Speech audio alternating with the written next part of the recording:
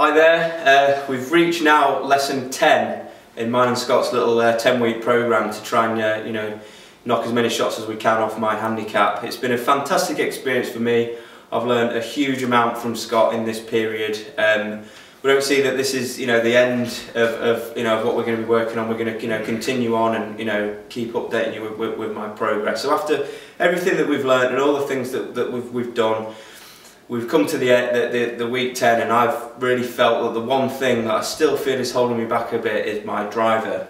I've been doing a lot of fittings this week in preparation for some of my club tests for 2015 with the magazine, and yeah, that's the one thing that the data and TrackMan has showed, that I'm not quite as consistent with the driver.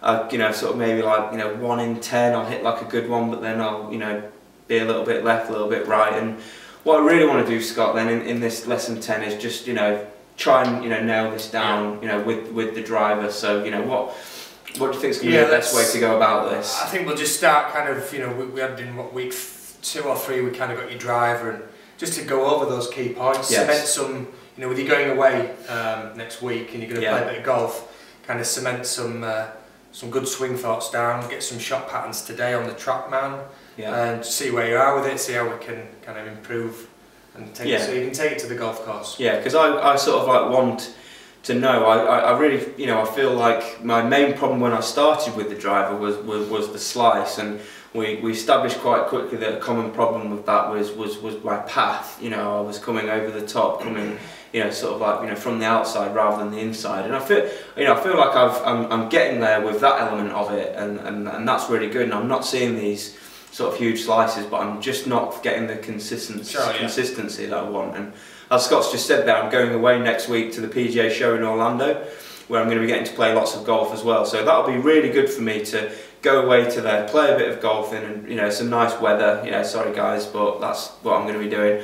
And then come back and really sort of assess my game after playing a bit of golf out on the course. It can be quite difficult during winter in terms of how much is your handicap improved. If you're not playing in competitions, courses aren't in the best condition, temporary greens, things like that. So when I come back we'll have a next week, we can sort of sit back, look at some scorecards, look where where I was doing well, look where I wasn't, so we can keep carrying this improvements. Right, we're going to crack on, hit some drives, and see if we can really tighten it up and give me a little bit more confidence off the tee.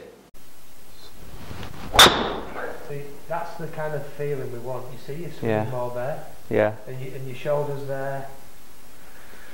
Yeah, I can see that angle there, where that sort of the left shoulder is higher up. Hips drive laterally. Yeah. Yeah, that's a lot better. Yeah, you can see the ball, can't you? There has started off on that line, and it's impacting about there. Yeah. A good drill, James, for you is obviously we get a tendency to get up on your toes. So cane, golf shaft on the floor, and make your toes just touch on it. Yeah. So that when you're making your swings here, it's almost giving you a bit of resistance. As you're coming down, you're kind of staying there rather than getting your heel off. Yeah, so make sure those both heels stay down. The cane drill for you, toes that way, and then you can do your drill, and then so this weight is staying, so then the hands can come back into the hitting area. Yeah. So when I'm going to the driving range and I'm working on my practice, I've got a couple of things there, haven't I? I've got that sort of cane drill where I can think about getting the weight back a little bit more.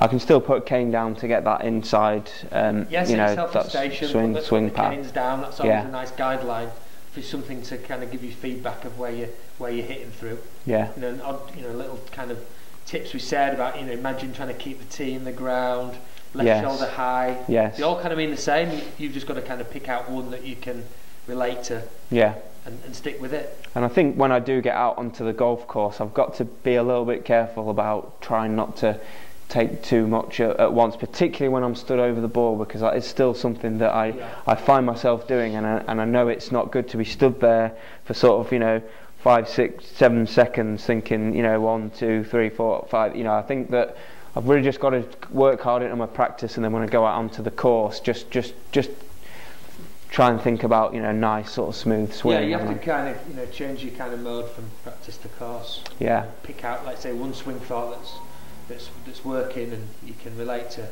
and then let the thing flow. Yeah. Do a little bit of thinking on your range and your practice ground, but get pre-shot mode is what we kind of try and get into. Absolutely. Well, like I say, off to Orlando this weekend, going out and going to be playing golf 2 or 3 times. So hopefully I can come back and report some success on how I've been able to put this sort of this driver stuff into play on the course. So like I say, we've done 10 weeks now, and like I say, it's been a bit difficult for me to really assess how much I have improved over that time. But hopefully now, as once the golf season starts coming around and I start playing more, we can come back and I can sort of update you on how I'm getting on, and we can keep. More into start then, isn't it? Yeah, I think that's it. It's been great for me over the winter to kind of you've just basically given me all this stuff to think about and all this stuff to work on, and it's down to me now, isn't it, to kind of put all this into my practice and work hard on the practice, because like I say, you can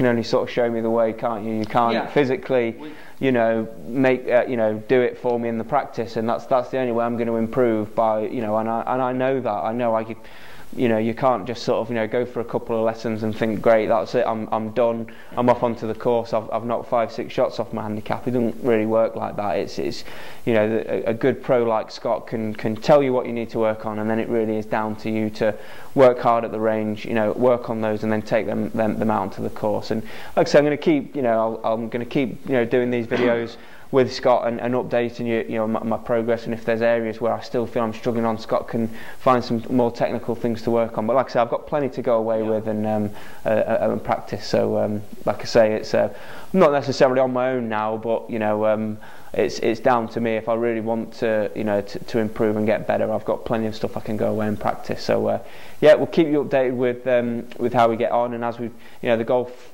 sort of season starts and I can start playing the competitions, we'll have a much better idea about what that handicap number for mine will be. Remember, it was starting at 23. I really just wanted to get 18 or sub 18, and I feel that's I'm definitely on the right lines. I'm comfortable playing off an 18 handicap now, and I think if I can work hard, I will be getting under that 18 mark. Big improvements. Yeah. Good improvements, and like I say, now it's a case of putting it into practice and hopefully get some rewards. Yeah, let's hope so. Thanks a lot.